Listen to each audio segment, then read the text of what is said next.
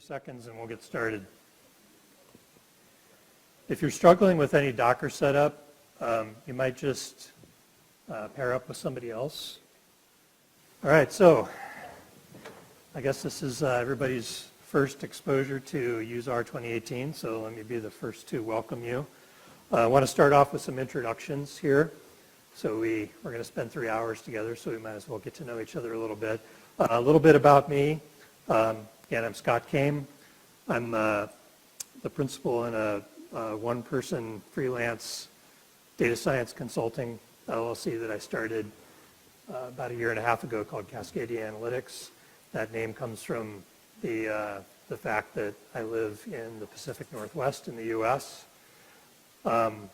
My data science interests focus historically lately on the criminal justice system. So I've done a lot of work with justice agencies in the U.S., so law enforcement, prosecutors, courts, corrections, and really focusing on helping to make the justice system fairer and more effective. But I also have some interest in elections, doing things with looking at social media and especially its use in disinformation campaigns. We've had a bit of a problem with that in the U.S., as you may know. Also really interested in sports. Really looking forward to Stephanie's tutorial later that I'm attending on sports. So that's kind of what I'm interested in. I've been using Docker for about 3 years, so that's not quite, I can't quite say that I was using it before it was cool, but using it from the very early versions before we had a lot of the cool things that we have now in it, it was still pretty rough, and managed to use it and actually craft it into some real live production usages for deployments in my real work. So I've been working with it for quite some time, and really excited today to share with you some of what I've learned about especially using it with R.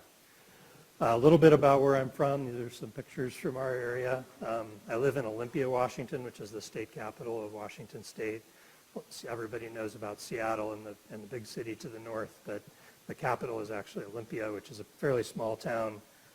Our county is about a little over 250,000, and we're kind of in the middle of a lot of things. So an hour south of Seattle, 2 hours north of Portland, Oregon, which is the other big city in the northwest. About an hour from the coast to the east, you drive an hour, or to the west, you drive an hour. And you get to the coast, and then an hour to the east of us is the Cascade Mountains, and that's Mount Rainier there, the most famous of those. So let's go around the room real quick. I don't want to spend a lot of time on this, so try to be quick. But I do kind of want everybody to have a sense of a little bit what's motivated you to be here. And we'll just skip the recording of this part so we don't have to deal with passing around the microphone. But just real quick, say your name, where you're from, and then one or both of these questions, either something cool you've done with Docker or one thing you'd like to know how to do by the end of today that you don't know how to do or maybe not as comfortable with now. So let's start here. All right, well, welcome to all of you, and thank you for sharing that.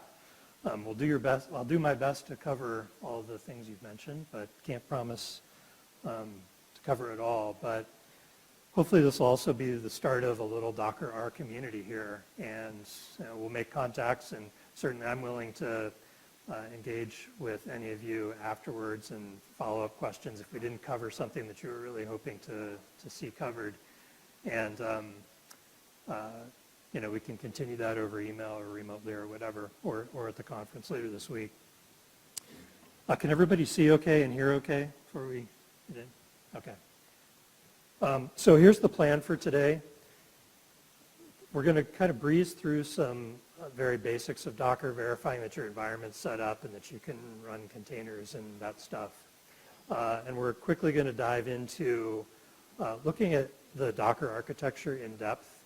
So that's not of direct practical value to the kinds of things that you mentioned that you'd like to be able to do or that you have done. But I think like anything, understanding some of the fundamentals of how this platform works will be useful as you run into issues or think about how to do things. So we are going to cover some of that. If that's of less interest to you, Elizabeth and I have been kind of coordinating a little bit on our sessions. If you're interested in kind of a slower paced and kind of more practical introduction to Docker, she's down in P9, so I won't be offended. But I think it's actually a really interesting technical solution, and the platform is kind of fascinating. So I really like talking about and thinking about how all that works, and hopefully you'll find that to be of some benefit. We're going to talk about networking and storage, so the network, stack, and Docker, and volumes, which if you're going to build reproducible solutions or really deploy applications with Docker, you need to have a good understanding of both of those. And then we're going to look at Swarm, which is a way of scaling. I heard a couple people talk about building clusters and wanting to run Docker on clusters of machines. Swarm actually can be useful for just improving fault tolerance on a single node as well, because it'll guarantee that a certain number of copies of your container will always be running, and it load balances across them even on a single node. So we'll see a little bit about how that works in case that's of use or interest. And then we're going to look at an example of a multi-container application. You might have heard of this in kind of the trade press as microservices architecture. We'll talk about what that means. And basically taking the old idea of building a Linux box and using the init system to have about 50 things running in it, all talking to one another, transitioning that to the Docker platform and how this makes doing that kind of thing easier. Many of you did express an interest in the survey on looking at reproducibility and how you can use Docker to improve that. I'm afraid there's not kind of any magic about that. It does help with some things, especially that lowest layer of the stack and making that part reproducible. But we'll kind of look at what I think you can do with that, and I'd love to hear your ideas as well on that. And then at the end, we'll kind of hopefully have some time to just have sort of a free-for-all where you can bring up issues from your own projects or ask any questions. We can dive deeper into something that I didn't cover enough towards the end there. We're going to take a break halfway through at 10:30, so about an hour 15 from now, hour 10 from now. But feel free if you need to get up and stretch your legs or whatever in the meantime. Again, I won't be offended. Some of the things that you'll take away, and I think there's some overlap with some of the things you all said that you wanted to get out of this today, so that's good. One thing I'm going to focus on in a couple points is the Docker way.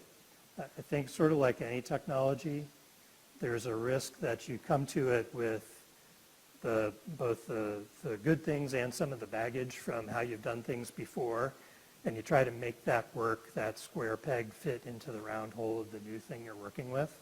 And that can work, but it can lead you to sub-optimize how you use Docker. So I'm going to point out a couple things about the quote-unquote Docker way of doing things that hopefully you can keep in mind. It'll help you make the best use out of the platform.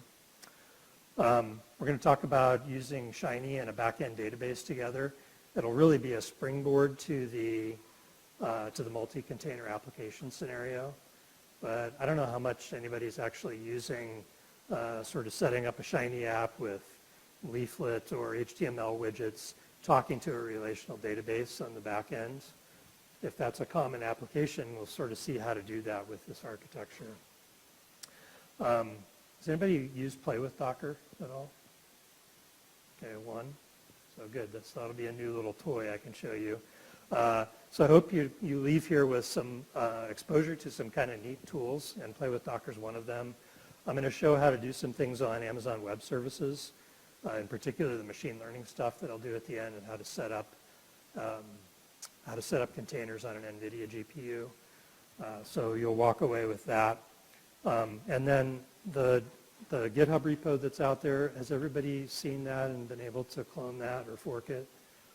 So that'll be out there. You're free to use that code as the basis for anything you want to do.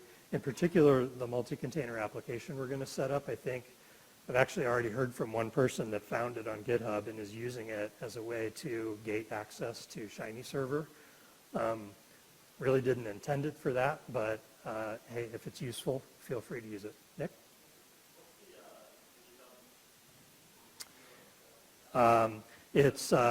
So the account is my first and last name, Scott Kane, and then it's shiny-docker-demo, all lowercase. And by the way, I sent out an email this morning with a link to these slides if you'd like to follow along, and also so you can click the links as we go through.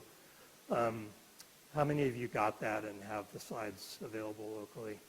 Okay, not very many. If you're interested, Nick, did you get that?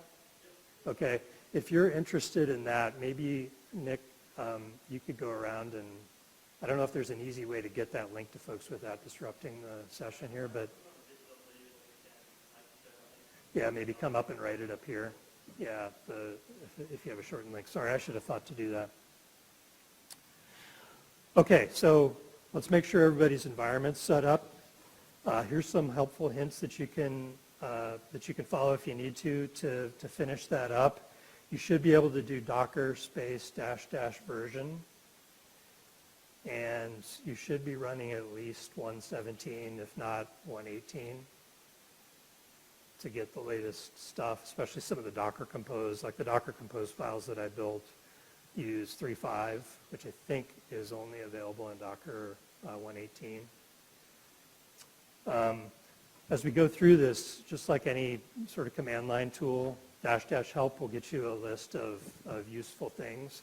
And that's true of the Docker command line tool itself, but also you can take that one step further with any of the Docker commands. So like you were doing Docker pull earlier, to pull those images, you can do Docker pull -- help, and it'll show you the available options and such for that command. I would recommend, if you do have a Docker environment going locally, that you stop any running containers. There's a chance, especially if you've played with any of the things that I've sent out or any of the images that you pulled, if you try to run things and they have the same name, some of the exercises won't work. So if you just stop anything you have running, that'll be good. Is anybody going to be using Docker Toolbox? Looks like most people have Macs, but if you're, and I see some non-Mac PCs, so those of you who aren't on Macs, are you doing Linux or Windows? Linux? Okay, we have some Linux folks, and then the rest of you, so a few on Windows. Your Windows version, is it professional version 10 or above? Yes. Is anybody running earlier than that? Okay. Because Docker for Windows only runs on either server version 2016 and above or Windows 10 Professional and above. If you're earlier than that, and actually on any other platform, you can use Docker Toolbox, which kind of makes it nice. There's really no functional difference whatsoever. You can run everything and do everything just the same way. It just runs it in a Docker machine using VirtualBox. So if you're having problems, I'd recommend that. So anyway, let's do this exercise, and we'll take 60 seconds for it, because if you're set up, this should be pretty quick. You should actually be able to do this, get all this information with one command. So what version of Docker are you running? How much memory is available to your Docker daemon? And how many images are in your local registry? And again, you should be able to get all of this info with one command. That's a hint.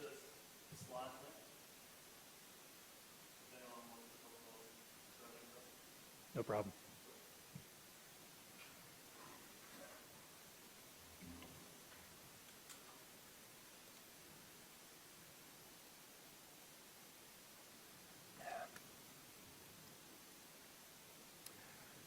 Okay, we'll do 20 seconds more.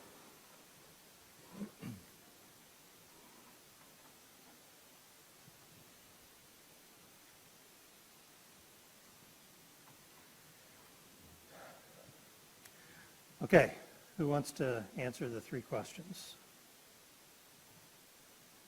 Come on, don't be shy. I'll call on you. Anybody? Okay.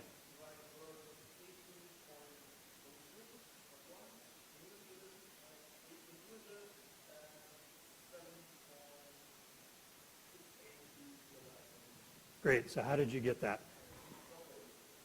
Yep. So,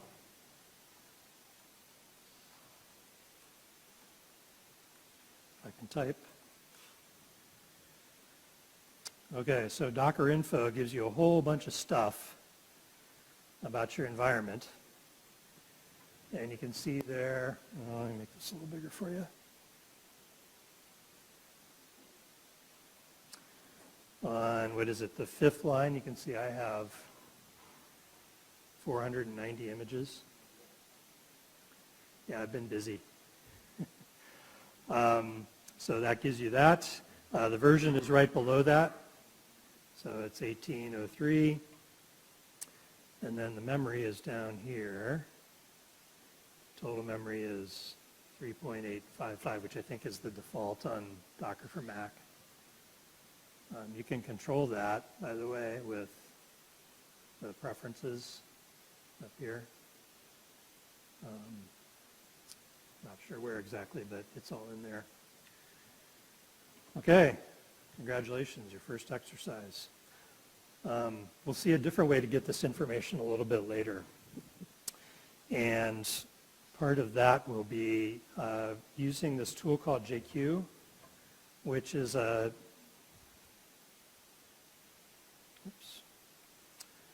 little JSON. It's sort of like grep or a query tool for JSON data structures. So if you do work with HTTP APIs that return JSON structures, JQ is a really nice tool to have on your machine. You can actually install it in a Docker container. It's just the Ubuntu package is called JQ.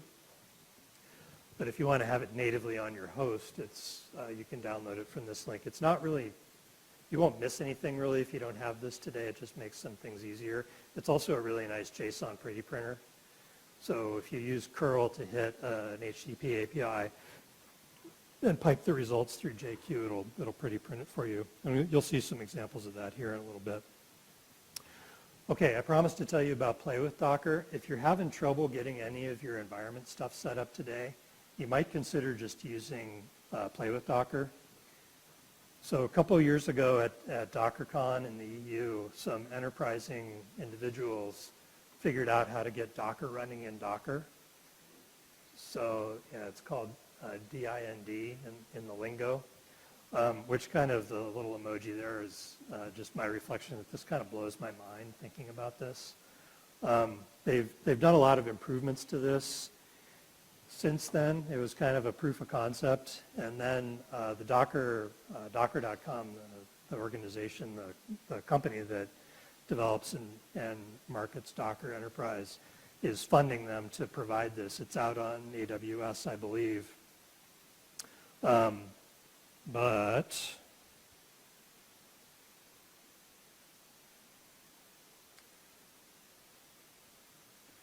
so if you run this and you just click add a new instance, what you get is an Ubuntu container running inside AWS in a massive Docker Swarm cluster that they've set up. So you've got your own little slice. And it has all of the Docker tools in it. It's got Docker Compose. It doesn't have Docker Machine. And it has some basic Ubuntu tools like curl and other things. It actually has the GCC stack. So you can do all sorts of cool things. I mean, you're basically getting an Ubuntu command line here. The downside to it, of course, is it's not secure. After 4 hours, your session goes away, so you can't really run stuff here. But it's great for just going out and playing with stuff. So probably 95% of the exercises and stuff today you can do here if you just don't want the hassle of setting things up locally. You can SSH into your instance with that link right here. You can see where my mouse is.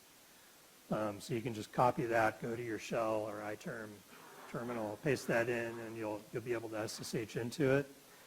And then if you run demonized containers here, so detached network services, like you can bring up an Nginx container or an RStudio server, you can run those here, and it'll be available on the internet at the you just replace the @ sign in the address here with a dot. And so this long string here, .direct, .labs, and then it's playwithdocker.com, I think. You can actually hit services from your browser using that URL. So pretty neat. So if you'd rather use that than getting the rest of the environment set up, I think you'll find that works pretty well.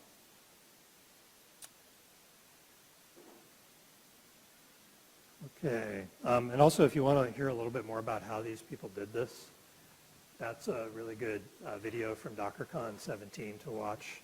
It's just pretty fascinating. Okay, so let's just level set a little bit on some terminology around Docker here.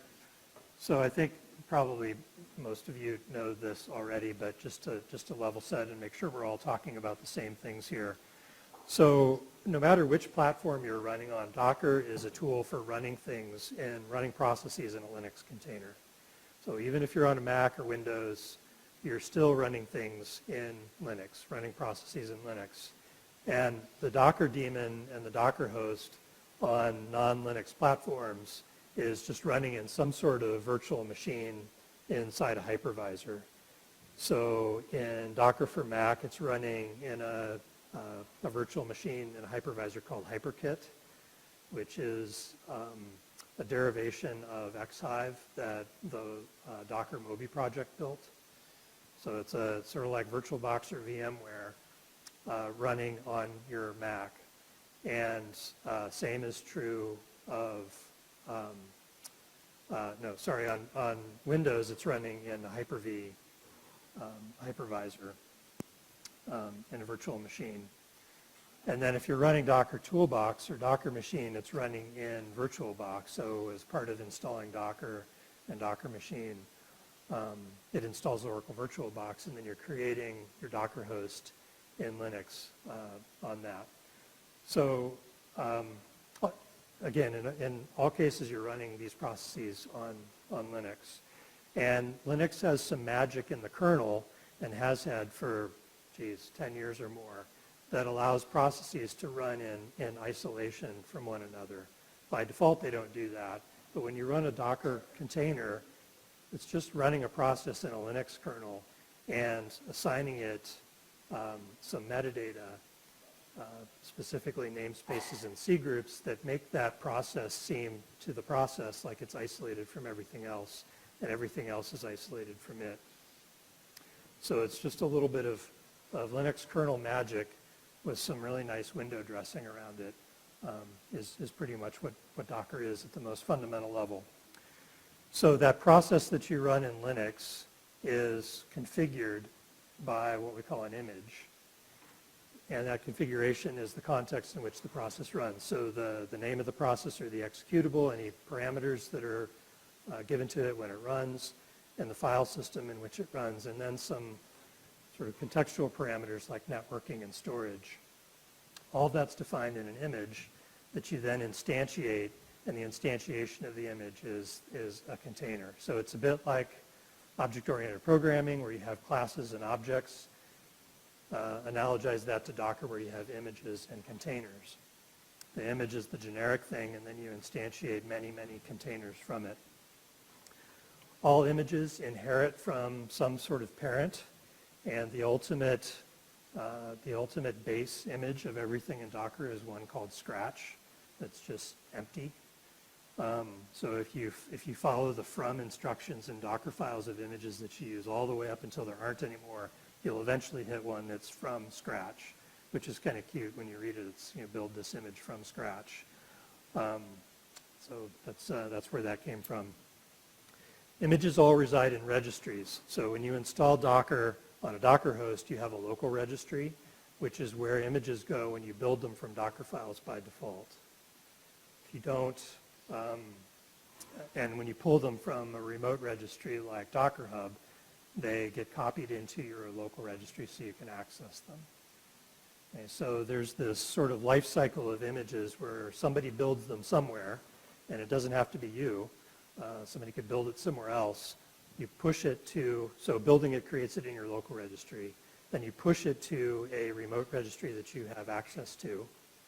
And Docker Hub is the most common one, but you can set up private registries as well.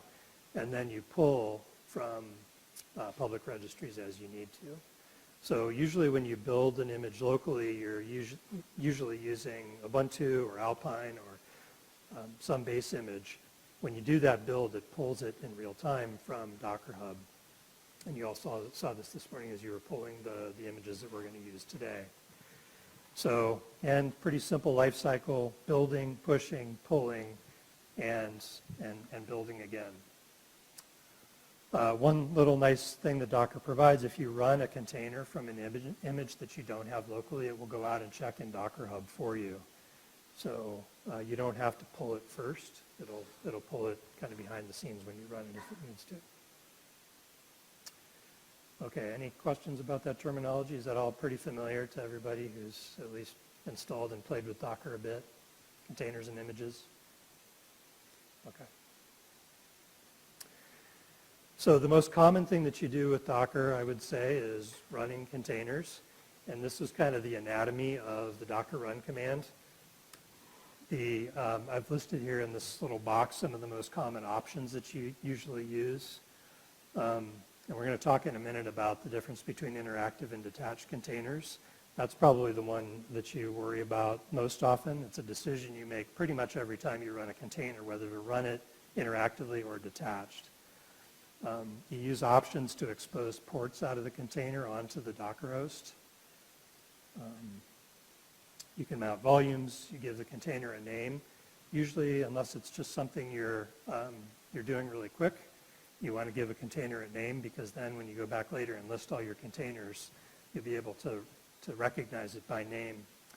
The --rm option is one I use frequently. One of the nice things about Docker is these things are just really lightweight and free.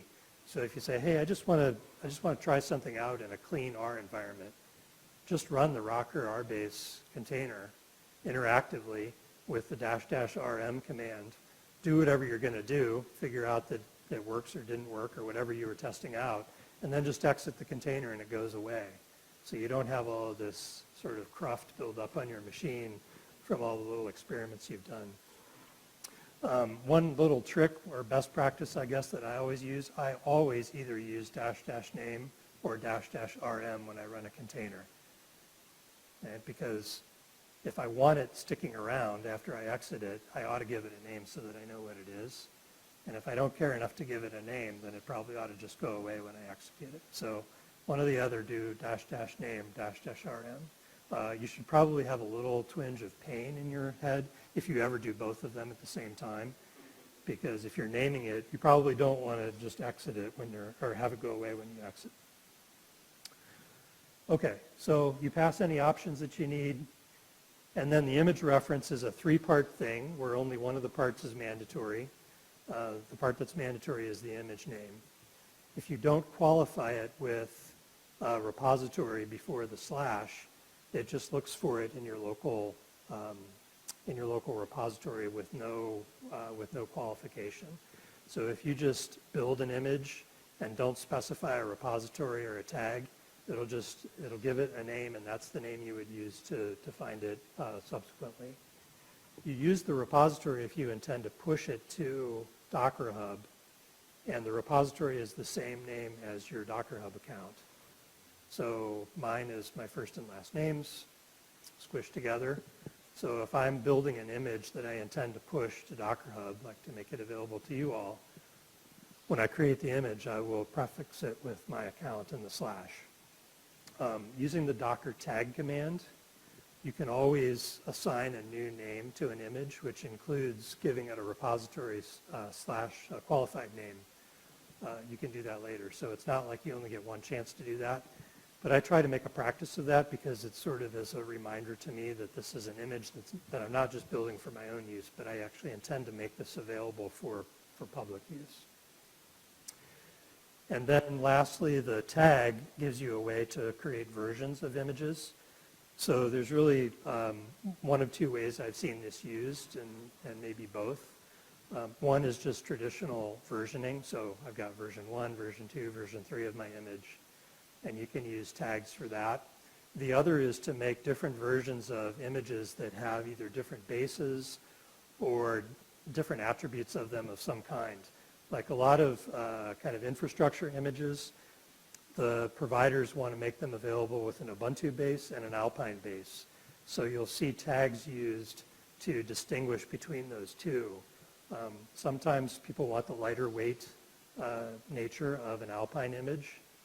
So they'll go looking for the Apache web server, say, built on an Alpine base. But a lot of times you want the sort of rich package availability of Ubuntu, so you would choose an Ubuntu base. So rather than creating images with different names to reflect those things, you can use tags for those things. And then you can have versioning on top of that, so you'll see a lot of images that are, my thing, and the tag will be Ubuntu version 1.1, Alpine version 1.2, etc. Okay, and then the last part of the Docker run command is the executable for the process. Most image definitions include a default executable in the Docker file, so you don't need to specify this. But you can also run any other command that's available in the file system of that image by passing it here.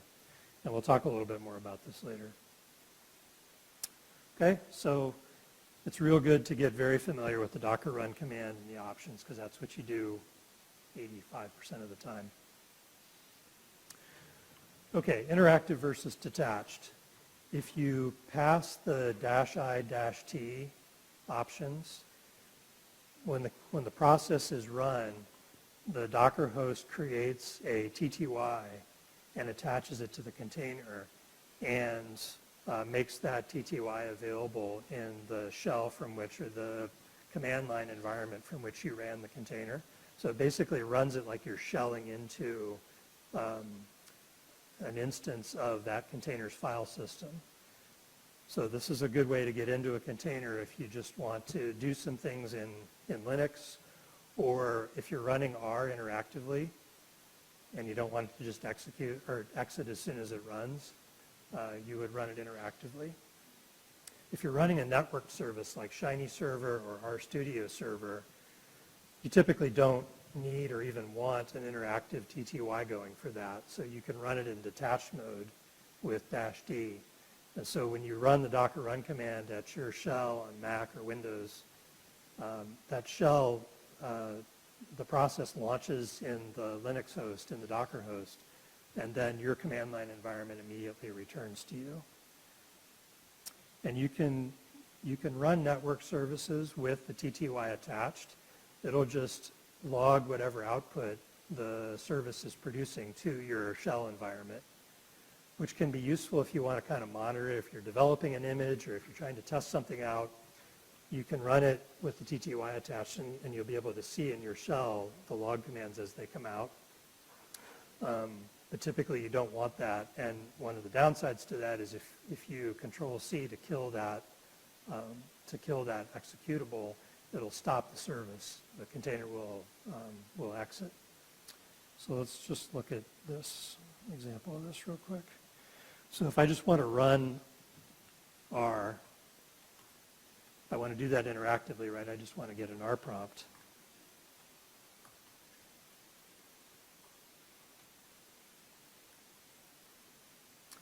Okay, so now I have an instance of R 3.5 running, and it's interactive.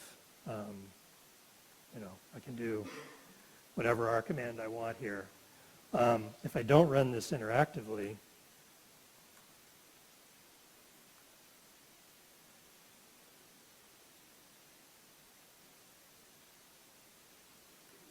yeah. Is that better?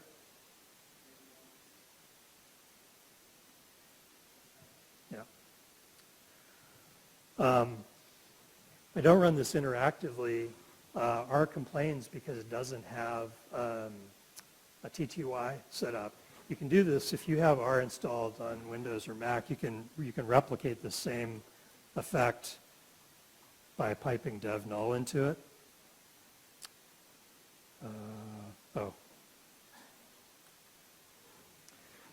R is expecting to have a standard in environment attached to it, and so it just kind of illustrates that if your goal in running the container is to have an interactive prompt, you need to tell Docker run that you want that with IT. Now, if you're running RStudio, an instance of RStudio server, and I think I actually have, yeah, I don't want to do this right now, but if you're running a networked service, you want to run it with -D to detach it. Okay.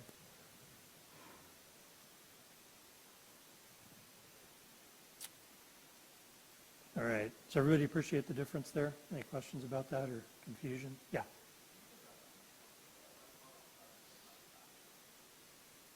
Can you detach it later? No, because no. No, I don't think so. I've never tried. Maybe there is some way. But the nice thing about stateless and immutable containers, though, is just stop it and rerun it in detached mode. This gives me an opportunity to stress the first aspect of the Docker way. Once you start a container, don't ever go in and change the contents of that running container other than letting the process do whatever it does to change it. So, like RStudio or Shiny will write out log files. That's fine. They should be doing that. Although if you want to keep the log files, you probably ought to map a volume to that so that they go somewhere that when the container exits, those log files don't go away if you care about keeping them. But you should be really, really careful about ever getting into a running container and mucking around in there. You should, again, get a little twinge of pain in your brain if you try to do that, because you're going to get into trouble. The Docker way is to have everything about a container's configuration and setup defined in the image. So you want to put that stuff in your Docker file. And one of the nice things about that is if you say, oh, I screwed up and I should be running this in detached mode, just kill it and start it back up in detached mode. It's just running a process is all it is. Okay, I think many of you are familiar with the Rocker project. If you're doing R stuff with Docker, Rocker is your best friend. This is where you find all of your pre-made images that do R things. And those R things, the three of them primarily are running R interactively like we just saw, if you just need to bring up R to do some stuff. Running RStudio server, if you provision that for a group of data scientists or analysts. There's images for running RStudio server, and then Shiny server as well. And the Rocker project makes all those available. And they've got this really nice architecture for doing things in a versioned way. So if we just look at this really quick. Oops.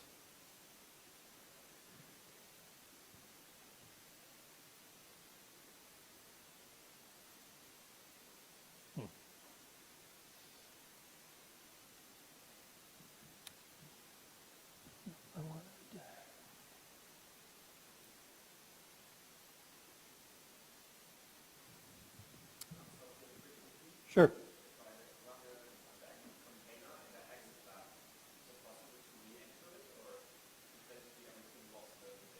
Yes, you can re-enter it. So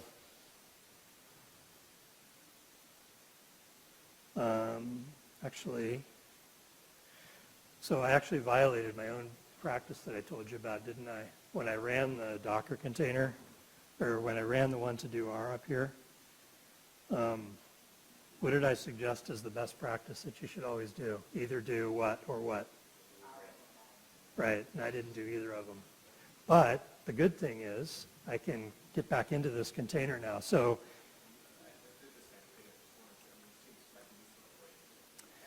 yeah, so if that container is, it's this one. Okay, it's Lucid Morse. So if I want to get back into that, you can do Docker start and -A. And the -A is for attached. So because that container is still there, and if I had done something in R like save some output or write a data frame to a CSV file in that container, it would still be there. I don't want to take the time to show you that. You can take my word for it. And when you re-enter that container, the file will still be there. It's saving the file system that's in the top layer of the image it's saving that until you actually remove the container. Yeah. Exactly. Yeah. Right. Exactly. Yep.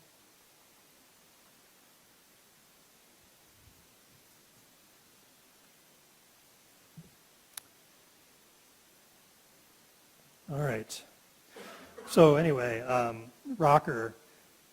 So it's kind of interesting how they've set this up. The RStudio and RBase images all point into this R versions GitHub repo where you can go in and see the Docker files. And r-ver, V-E-R, I guess, is where they keep all of the versions for each version of R, and they go all the way back to 3.1.0, which is kind of nice. So from a reproducibility standpoint, if you want to be able to say, hey, we did this analysis on 3.3, you can go back and replicate that. And the R packages that are installed in these are pulled from MRAN, the Microsoft version of CRAN. What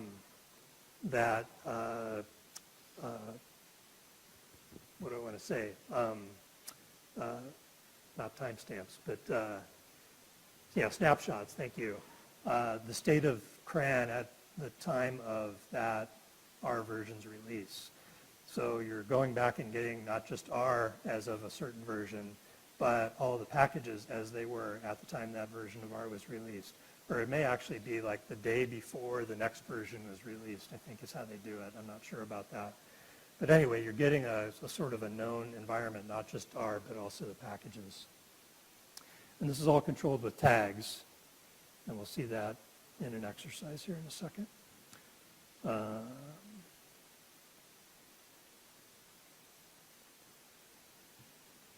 Okay, so Rocker is your friend, and it's all just Rocker / and then RStudio, Shiny, or R-base. And then the tags give you the various versions. Okay, so let's do a quick exercise. You've seen some of this already to reinforce it. So just quickly bring up an R 3.5.0 prompt, and then just quit it and exit it just to convince yourself that you can do it. And then as a fun little exercise, bring up version R 1.1.1, which I think was from 2004 maybe, something like that. And we talked about this a little in the preamble this morning as you were pulling images. But if you missed that little conversation, you can use Docker search, and that will search Docker Hub for certain images. And you want to look for something old. And then remember about how you can use tags to indicate versions of things. Okay, then the third part of the exercise, bring up a Linux interactive shell using the same image as from number 1. And a Linux interactive shell on Ubuntu, you can do SH or you can use bash, either one. Both shell environments are available. And then lastly, bring up a version of the current RStudio server. And then put that in your browser.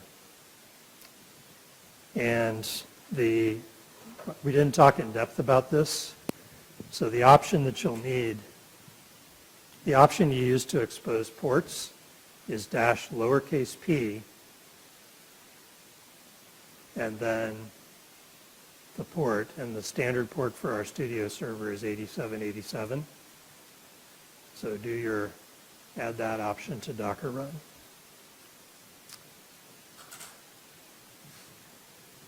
So take a couple minutes to do that, and then I'll do it up here.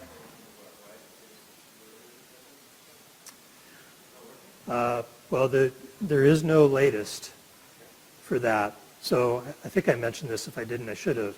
If you don't specify a tag on an image, it assumes the tag latest, which is a big misnomer because initially the Docker folks, the Docker maintainers, thought the tags would mostly be used to indicate versions. So latest makes sense that, well, it's where it version 2.3 right now, and that's the latest one, so we'll call 2.3 latest. But you can also use it for other things to indicate, like I said, that this one's built on Ubuntu instead of Alpine. Well, latest doesn't make a bit of sense in that scenario, but it's just an artifact of the early days of Docker. It should probably be default or something like that, but there you go. And when I created the r-old image, I didn't create a latest tag, because what does latest mean when you're talking about old stuff?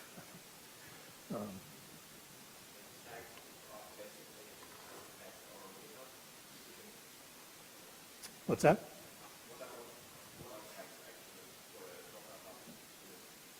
So it's just a way of versioning an image. So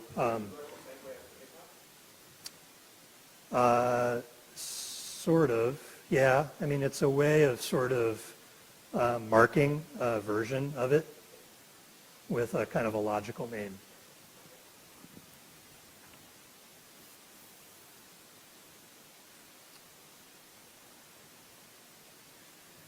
Okay, so we'll do another minute here.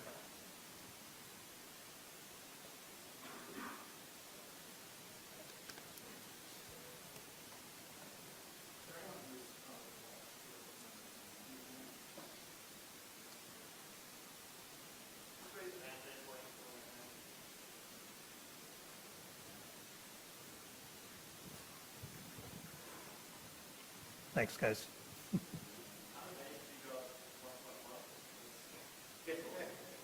It was fun. Does anybody, for those of you who are done, maybe, anybody listen to Not So Standard Deviations, the podcast? So I actually got a mention on the podcast. This was probably 6 weeks ago. And I know Roger's here at the conference, but it doesn't look like he made it in here. But anyway, he and Hillary have had this back and forth about his somewhat weird fascination with building earlier versions of R. And he said, oh, the earliest I've been able to do is 2.5 or something, whatever it was. And beyond that, I had problems. So I took that as a little challenge and went back and I think 1.1.1 is the earliest I was able to build, or maybe 1.10. And so I just tweeted at them that I did that, and he was kind enough to mention me on the podcast, which like made my day. I was on the treadmill listening to it, and I about fell off.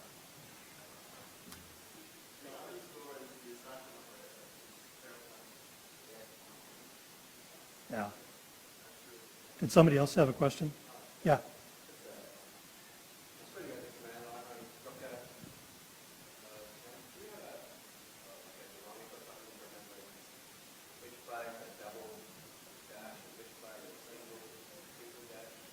No, just my own habit. And you know, it's like anything else. You run 20% of them 80% of the time. So you really just remember those 20%, and then.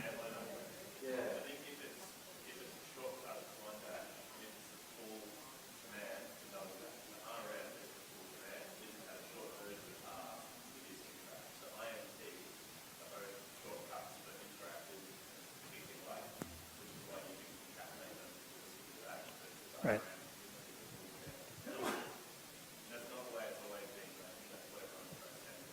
Right.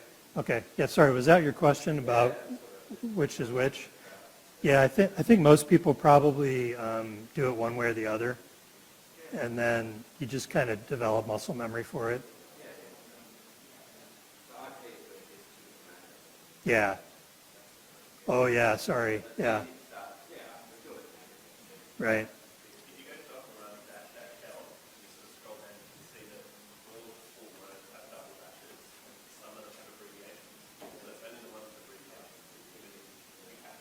Yeah.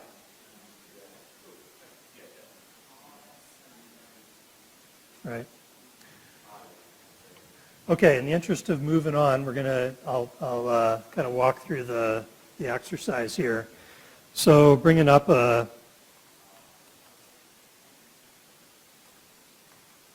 I'm remembering to do it this time.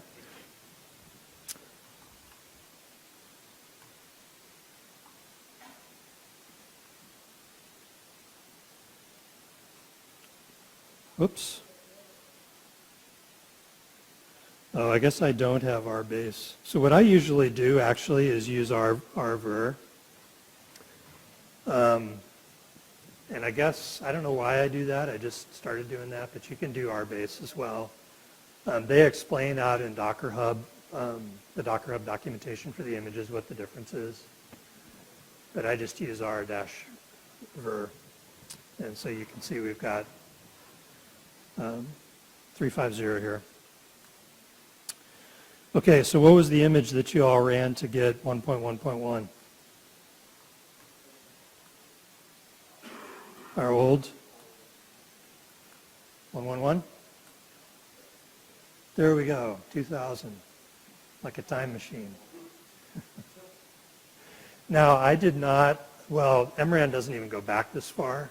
So without doing a lot of really funky stuff with GitHub that might not even be possible, this is not a snapshotted version of the packages that were available then.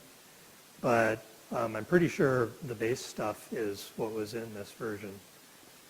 So I have no idea if you could run the tidyverse on this. I suspect not. We won't even try it.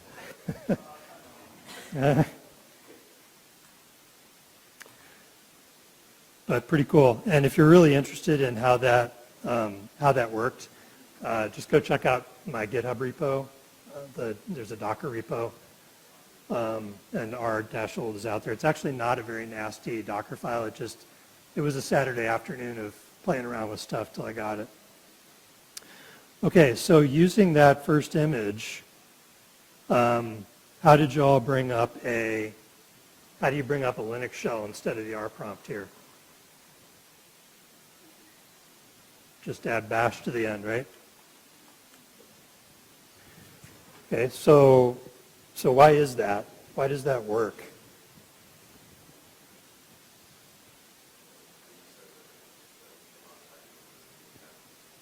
Right. Right. So a shell in Linux or Unix is just a program, right? It's a really nice program that gives you nice interactive features and allows you to run other commands, right? But it's just a program. It's just an executable. So you can just put the executable you want to run instead of the default one at the end. You can even do funky stuff like, well, I just want to run ls. Okay? So it's starting that process in the container's namespaced file system at the root directory that the image specifies that you start in, the working directory, and it's just running that command. So there you go.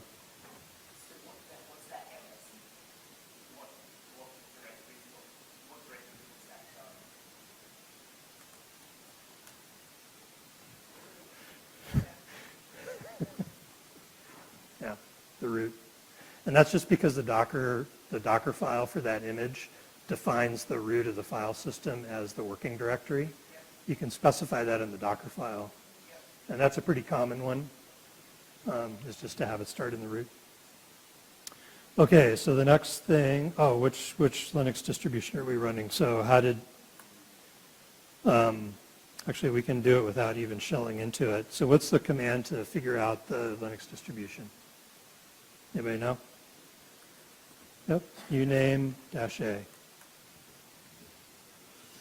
Okay, so in Linux you can run that to get the name of the distribution. So this is running LinuxKit.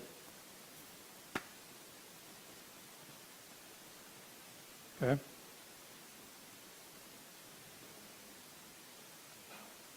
All right, and then RStudio server. So what's different about this one?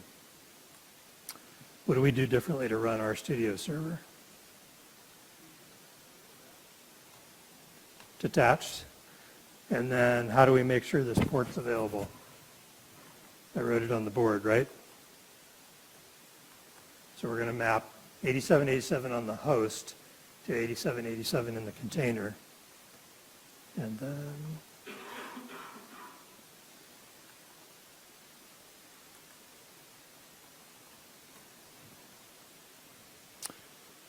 oh, that's because I already have one going.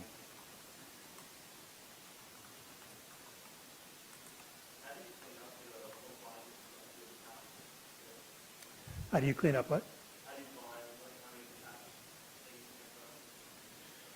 Well, Docker PS is the command for just listing your containers. It doesn't distinguish between detached and interactive ones. So you could have an interactive container running and then open up a new terminal and go do Docker PS and it'll show up there, but it doesn't tell you which one of these are interactive and which ones aren't.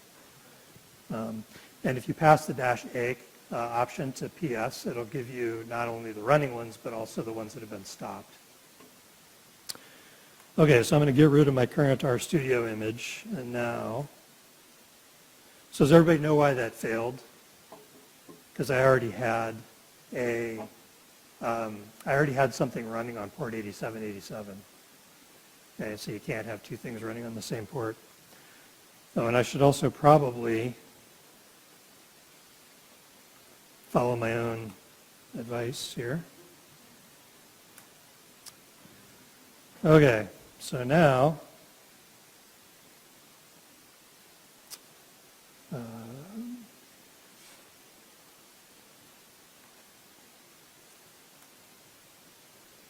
and incidentally, if you don't do this very often, the user ID and password are RStudio and RStudio, which I obviously didn't type correctly.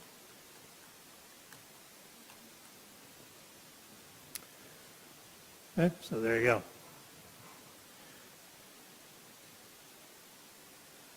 All right, any questions? So what would happen to this container if you didn't supply the -P option? Right, so it'd still be running, sitting out there waiting for connections, and nobody would be able to connect to it. Because Docker sort of acts like a firewall, and you explicitly have to open ports between the containers on the bridge network, which we'll talk about here in a bit, and the host. So it would sit there running and doing its thing, and it just wouldn't be accessible. Okay, real quick, here's some additional commands. We've already seen some of these. PS, we talked about just now, that lists your running containers. And if you do -A, that'll give you the non-running ones as well. You can get information about a container with inspect and then pass the container name, which is a good reason to give it a good name. So if you don't, then you'll have to use one of the goofy assembled names that they give you. Stats is like top on Unix if you want to see the resource usage of your containers. And I'm not going to do examples of these. If you're interested, you can just run them right now on your machine to see what they're like. Images lists all the images that you have locally. Diff is kind of an interesting one. This will make a little more sense when we talk about images and the layers and so forth. Diff will tell you all of the changes that have been made to the container since it started up. So it's a good way of saying, well, am I actually writing to that log file, or have the users that I'm exposing this RStudio server instance to, have they made any changes to the container while it's running?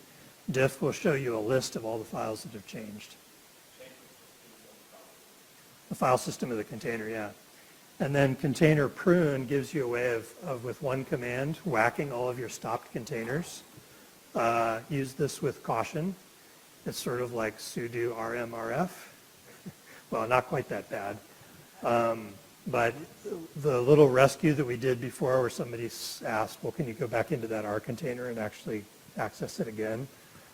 You can, but not if you've pruned them all. And there's also Docker image prune, which will get rid of any untagged images. And these can get created as an artifact of the Docker build process. They kind of linger around. So if you're running out of space on your Docker host, you can do Docker image prune. It'll get rid of them. Okay, modifying running containers. Remember what I said before about this being a bad idea. So really don't do these things. But if you really want to do them, you can do them. What Docker exec does at the low level is it actually runs another process in the Linux kernel and puts it in the same namespace as the container. So each Docker container that's running gets its own Linux namespace, and Docker exec is just a way of sort of starting another process, but putting it in an existing namespace instead of creating a new one. So what that gives you is the ability to run whatever that process is in the container's file system. So exec is useful for running a shell in that container and then getting in and seeing the file system. So if you're running Shiny server and you think something's screwy with how it's running and you think that's going to show up in the log file, you can Docker exec into that container, navigate to wherever RStudio stores its log files. I think it's in var lib RStudio, somewhere in there. And you can use all the Linux command line tools to get in and explore that stuff. You can grep through them, you can cat them out, whatever you need to do. CP gives you a way of copying a file from the host file system into a container. So this can be useful, again, in a Shiny server context. If you have your app.r file that's running your Shiny app, and you're modifying that in RStudio on your native Mac or Windows machine, and you make a tweak to it and change it, you can Docker CP that into a running container if you're trying to do a quick debug cycle on that. Not really that useful because you can do that in RStudio, but if for some reason you want to do that, you can do it. Just remember that as soon as you kill that container, any work that you've done, any files you've copied in there go away. But this can be useful for, for debugging. It's also useful going the other way. You can Docker CP things from a container into your host file system. So if you really do want to save off that output from R or that log file from Shiny, you can CP it, Docker CP it from the container into your file system, and then you have it and you can look at it. Okay? Yeah, exactly. Yeah, where you would use SSH. This is the equivalent of SCP. Okay? Just, again, have a little twitch when you're doing this. Like, I'm wading into dangerous territory here, and I should be very careful. Okay, because you're kind of deviating from the Docker way. Okay, I'm realizing I need to speed up here. So a common way of folks who are new to Docker thinking about this stuff is that they're just sort of like lightweight VMs. And like any technology, it's a good thing to have kind of a mental on-ramp to something that kind of gives you an analogy to something that you know and are familiar with, and analogize it to something new to help you understand why you would want to use it, how you would want to use it. Just be really aware that this analogy falls apart pretty quickly. With virtual machines, the VM, like let's say you're running an Ubuntu VM in VirtualBox or VMware, that virtual machine is actually emulating hardware, and it could be the same or different from the hardware that's actually running on the metal that you're running the virtual machine on. But that virtual machine is taking executables in your virtual machine environment, and it's actually running that code, running those machine instructions on that emulated hardware. Docker does not work like that. All the code that's running in a Docker host is running in the same Linux kernel, and Docker's actually not running any of it. Docker's just kind of a convenience mechanism for launching processes in certain namespaces. Once Docker launches a process, it kind of goes back to waiting for more commands, and it doesn't really have anything to do with running that process anymore. That process is often running in that Linux kernel and goes happily along its way without any more interaction from Docker unless you do it through a command. Okay, so it's not like the VM is sitting there. It's not like the container is a layer that's sitting between the hardware. The container is not a layer that's sitting between the hardware and your code that's running like it is in a VM. Your code is actually running in the Linux kernel. Okay, so just be aware of that as you make that kind of analogy. And here's a really good blog post that I found that kind of explains this in more detail, but that's kind of the gist of it. One really cool thing you can do is, whoops, oh yikes, it's not letting me copy this.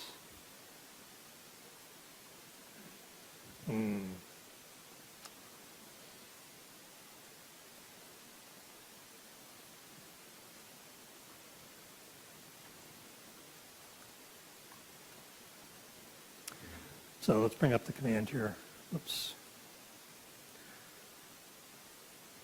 So what I just did is I created an Ubuntu container. I gave it privileged access to the Docker host, which is another thing you should have a little twitch if you ever find yourself running -- privileged, because it takes away a lot of the security protections that Docker provides you. You're telling Docker, I really know what I'm doing, or I'm really careless, and I'm going to do it anyway despite the fact that you think I shouldn't. So that's what privileged is. PID tells Docker which namespace, so which set of namespaces to run this in. PID of host means that we're going to give processes that start up in the container the same process ID space as the host. So that'll allow us to see the processes that are running in the host, or they'll be in the same process ID taxonomy, if you will, the same set of IDs. And then we're going to run this cool little tool called nsenter, which is just a way of telling another process to enter some other process's namespace. The T is the target process, that the process ID of the target process whose namespace you want to enter. And on any Linux host, the process running with process ID 1 is sort of the initted process. It's the mother of all processes, if you will. And then these little options here, the M, U, N, I, are the namespaces, the namespace types that you want this thing to enter. So we're saying enter the same process namespace as process 1 on the host, and put my new process in the same mount namespace, the same UID namespace, the same network namespace, etc. And then this is the process I want to run. So essentially what you're doing here is you're creating a container that looks like a shell into your Docker host. So remember, you're running in a Linux kernel. You're essentially shelling into that Linux kernel where all the container processes are running. So what that allows you to do is you can see all the processes that are running. You can see there's my RStudio server. There should be a MySQL one in here somewhere. Yeah, see up there about 10 lines down. Actually about 5 lines down too. So those are different containers. There's an R process that's running. So those are all processes that I've launched with through Docker containers. And you can see them all running in the same Linux kernel here. Okay, so this is just as if I had SSH'd into the host kernel. There's some other stuff running here. You see these containerd shim processes that are running. That's a little sort of hook that Docker runs to connect itself back to the process that's running. And there's tons of good articles out there if you're really interested in the guts of this and at this low level of detail. We're not going to talk about it here. But it's basically little hooks that Docker sets up to be able to communicate back and forth to the processes and keep track of their state and start them and stop them and that sort of stuff. You see this VPN kit. That's another component of Docker that manages that firewalling. So when we expose port 8787, or that's actually 3306, I guess. But, oh, there's the 8787 further down. So it's managing that port exposing process. So anyway, be careful doing this, but it can be kind of fun to get in there and play around with it. Okay. So this is just kind of a picture version of what I was just talking about and what we've been talking about to bring this together a bit. So you have fundamentally at the lowest level, everything's running in a Linux kernel. If you're one of the folks that's running on Linux, you're kind of in this box over here where you don't have the hypervisor in the middle. But on all the other platforms, you have some kind of VM technology in there that's running your Linux host. On Mac and Windows, it's running this really trimmed down specialized Linux distribution called Linux Kit. We saw that earlier. It's based on Alpine Linux, which is a really little, tight, secure, high-performance Linux distribution. And then if you're running Docker Toolbox, it's still using boot to Docker, which was the original Linux distribution that the Docker folks built to run run Docker containers. And then there are components called containerd and runc that are actually responsible for running these processes. So Docker actually runs, every time you run a Docker container, it spins up instances of these, and then they stick around to monitor that process. And you saw that when I just listed out all the processes in the host. The runtime piece is actually what executes the process. And I point that out because when we do some of the GPU stuff at the end of today, we're going to replace the default runc runtime with a runtime that's supplied by NVIDIA that knows how to run stuff on GPUs. So those of you that have played around with this, setting up things on your GPU rigs have already seen that perhaps. The Docker daemon is just sitting there, and it's really just an API endpoint that listens for commands from the client and does stuff with the processes that are running, either starts up new ones or does things with existing ones or manages the local image registry. But I drew it like this because it's important to remember that Docker is not actually running the code like a VM does. It's just sort of a process orchestrator that's launching and killing these processes and setting them up with their proper namespaces. Okay, so in case this picture, if you're a visual person, hopefully this kind of helps bring some of the pieces together. So the API, and this will actually be a good place to break after we talk about this, because there's an exercise here that if you want to do it can be kind of instructive. So the Docker daemon is really just an HTTP API endpoint.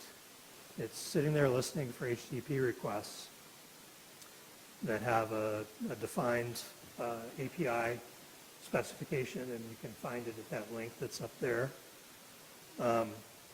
So it's basically receiving GET and POST requests from the client, whatever the client is, and executing them in the Docker host.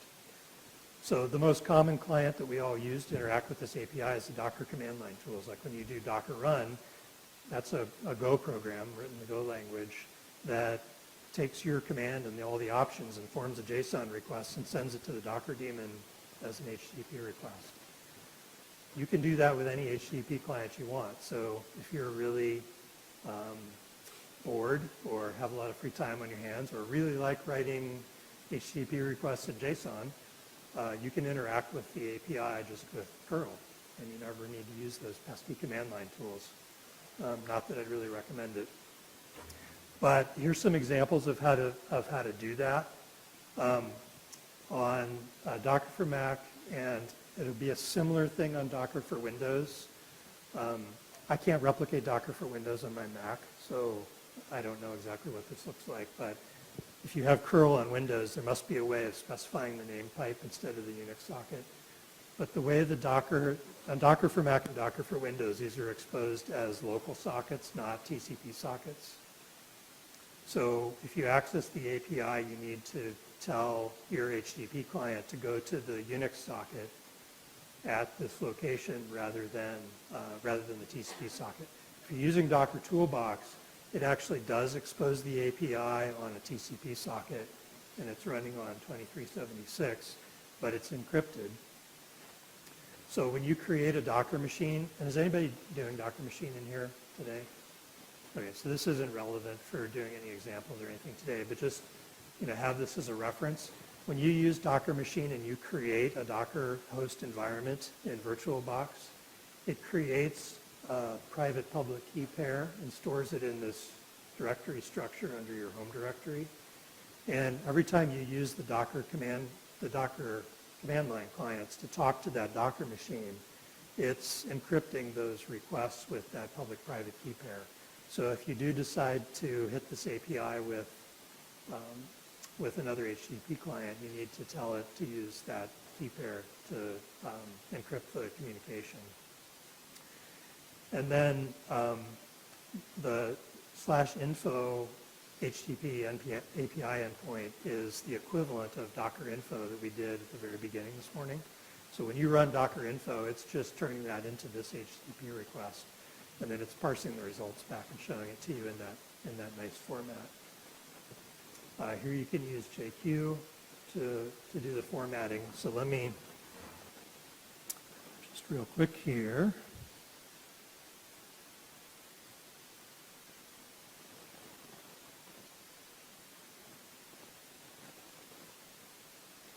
What? Oh, yeah.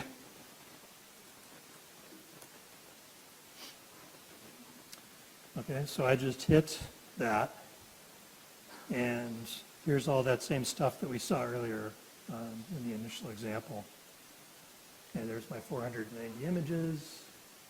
The Docker version should be in there somewhere, whatever. And you can see JQ, here's a nice little pretty printer, but you can also use it to navigate things, and there's a little syntax they've built with it that allows you to navigate down in the JSON structure. If you're looking for something that's sort of like CSS navigators or XPath, it allows you to ferret down inside the structure. Okay, so why don't we, during the break, if you're interested in doing this exercise, maybe you can take a quick break and come back and do this if you're interested. But of course, R has the ability to interact with HTTP APIs, right, using JSON-Lite and HDR. So if you want a little challenge, the exercise here is to create a data frame or tibble. So you can do it in container if you want. I gave you the sort of how-to of mount binding the Unix socket into your container. So you're binding the host socket as a file into your container, which allows you to access it from inside the container. Or if you have RStudio locally on your actual machine, you can hit it at the Unix socket that's in the first example there. So hit that and keep in mind these little hints and build a data frame that has all of your images in it, and then use the tidyverse to filter that for those that have shiny in their name. All right? And I did this in a nice little one-liner that has maybe 5 or 6 pipes in it, so it's, once you kind of get the hang of it, it's not really that hard. But if this is a little much, then you can just wait for the answer at the end. So I think we're supposed to take a break, and